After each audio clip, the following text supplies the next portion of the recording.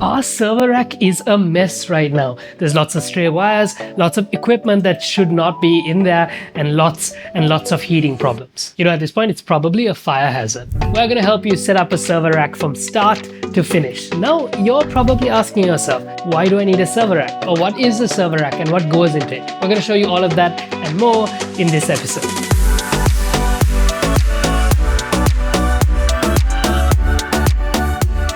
So we're here on a Saturday trying to build and set up our server rack. Now, our server rack is a mess, but unfortunately, when you have a running production office, you can't shut it down during the week because everything in this server rack is mission critical for our day-to-day functions.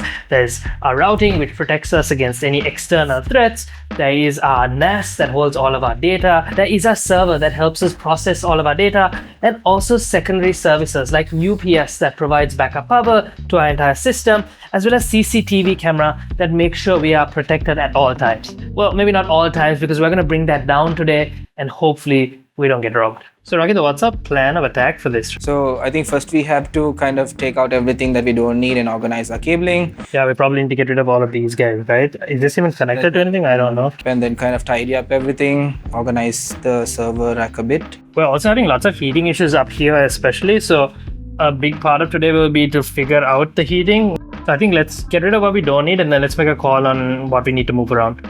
Yep, sounds good. So the first thing I want to do is remove our offsite backup. Now this little guy, don't judge him for being tiny. He has 16 terabyte drives and there's 4 of them. That's a master backup to all of our data, and it sits in a different location just in case there's a fire or any sort of hazard that brings this entire physical system down. The offsite backup usually doesn't stay too close to the NAS, but recently we did a sync to ensure that the data across both of the NASs are identical. And now it needs to go back offsite. I guess just start with any cables that are just open. So I guess this is a good time as any to explain the difference between the two connector types. So we predominantly use SFP+, and that's this connector. It's more of a data center and industrial standard. It's also RJ45, which is more the consumer grade standard. It's more universal. They both have their own benefits. A USB-C to Ethernet cable here, and that we use pretty often to unload data. So whenever we are on location, all that data comes in on a Mac and then unloads directly to our Synology in most cases. So while Rakita sets up the software, I just want to talk you through the process of ordering your components. There's a few key criteria that you need to keep in mind. The first is center of gravity. It's pretty straightforward. All of your heavier components need to be at the bottom of your rack and the lighter components at the top. This is to make sure that your rack is under as little strain as possible as you go through your operations. For us, it's pretty straightforward. Because we have our UPS batteries at the bottom, that's pretty heavy. So we have enough flexibility to move around the components at the top. The next thing we need to think about is ease of access. Any devices that you need to constantly access, change up physical infrastructure, should be, in an easily accessible place, which means things like your NAS or your router should be at eye level. The next is heat and airflow. Depending on what devices you have, your network rack can run really hot. Our rack is notorious for overheating. Following some simple principles of thermodynamics, we know that the bottom of the rack is going to be cooler than the top of the rack, which means that devices that need to stay cool need to stay towards the bottom of your rack, and the warm air that these devices give out will rise through the rack and out through exhaust. Now, if you put your hand up here, you can tell that it's way warmer than it is down here. In a similar vein, airflow is equally important. Large devices like our Dell PowerEdge can easily form a shelf, preventing air from rising evenly. It's for this reason that we use half-height devices at the top half of our rack. Now, what you'll soon realize is that it's all about compromise. You might have two devices that are competing for the same location, or you might be trying to balance between functionality and ease of access. Really, it's all up to you. As long as you generally follow the principles, you should be just fine. Okay, so we've opened the side of our NAS just for you to get an idea of what this looks like. You can see our ugly ISP router at the back there. It's tucked away so that you don't need to look at it. But it doesn't do anything, it's completely turned off. The signal from the provider just comes in and then gets rerouted to the router, and the router does all the lifting. Now at the bottom here you see the PowerEdge, and this is what we were talking about. It forms a large shelf across the base. So it's really tough for hot air to rise from underneath to above and rise through the system. So that's why you have to be careful where you place these. Now that's in contrast to what a Synology NAS looks like. Now that's just cut off right here, You've seen a Synology NAS before, it's pretty small. But it's the same story with our routers. See, they just cut off right here at the midpoint. And our switch is even shorter. It's hard to see right here, but it's tucked away right here, and it's a quarter height device. So this extension cord, we use it for a lot of troubleshooting and things like that. Oh, it looks like it's already connected. Why is it sparking after that? I have no idea. So we've been using this Lenovo from our TrueNAS build, which if you guys haven't checked out, you should. It's a fun video where we build the world's cheapest NAS. And we've been using that NAS to do a lot of different testing, but she's got to come out now. Alright, so we're turning off our dream machine for the first time in how long? Ages? It's been a while. So that's going to bring down our entire firewall. And it's also going to bring down CCTV technically because our DVR is right here as well. In a very long time. This will shut off on its own. And there she goes. Oh, it's half of her. This is already looking better.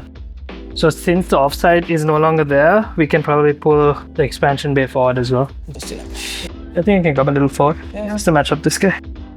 So generally speaking, I think we were on the right track when we set this up originally, which is putting our heaviest items at the bottom. So that's our UPSs. They're really, really heavy. So they anchor down the entire system. Then we have our power edge here, which is the newest device we just brought in. That forms a big shelf across the entire level. Then we have our two NAS systems up here. So we've got the main NAS with the 8 drives here, and then the expansion kit with 5 more.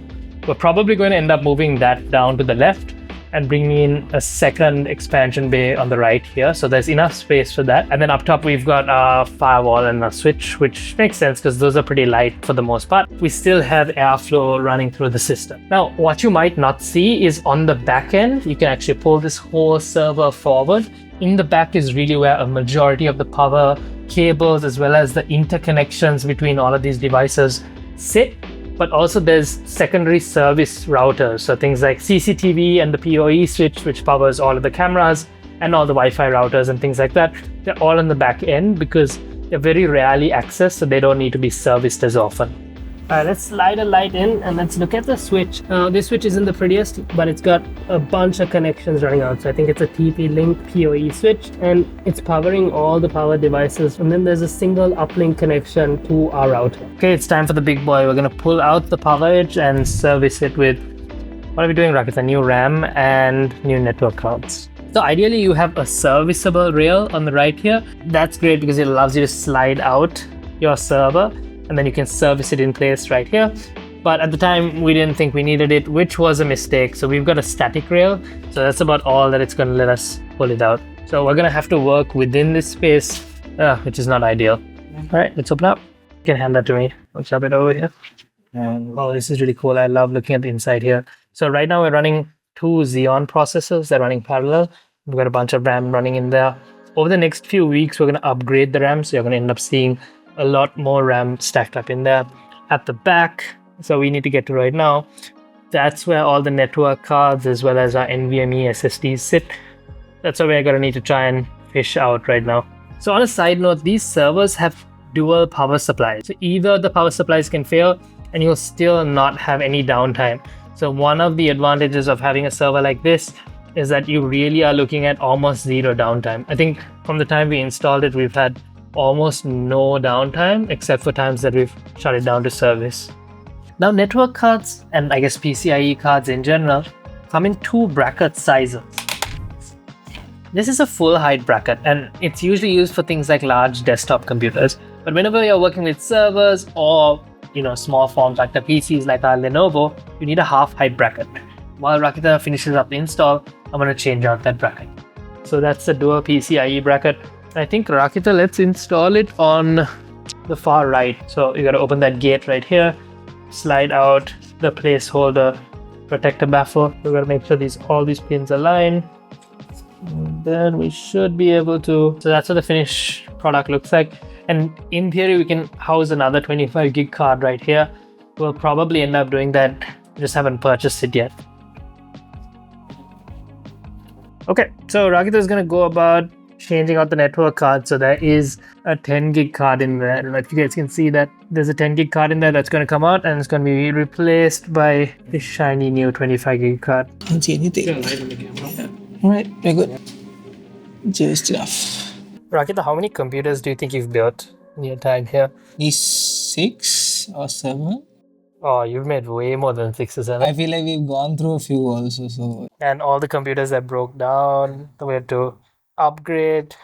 I'm gonna say it's gonna be at least 30. Would you say 30 seconds? yeah, probably yeah. Maybe even more than 30, right? How many times do you think you've reinstalled Windows? Too much to count. I'm gonna try and single-handedly place this glass on this while I film. Oh. So what did we learn? Well, we started by assessing the current state of our server rack, fully equipped but messy. Our offsite backup was temporarily docked for data sync, but that was complete, so it was time to move it out. Next, we tackled the clutter by improving cable management. We reorganized the component placement, putting the heavier gear at the bottom and the light items at the top, and frequently accessed devices near removable panels for easy maintenance. Airflow and cooling was also a big part of this rearrangement. And then we went on a bit of a side quest where we upgraded our server with RAM, a new network card, and boosted our network speed from 10G to 25G. Now, if you found this helpful, give us a thumbs up and hit the subscribe button for more videos on how we use tech to support our creative journey. Now, if you have questions or you've got stories of your own rack, share them, drop us a comment below. We'd love to hear from you. Thanks for watching, and until next time, stay cool, stay organized, and keep building.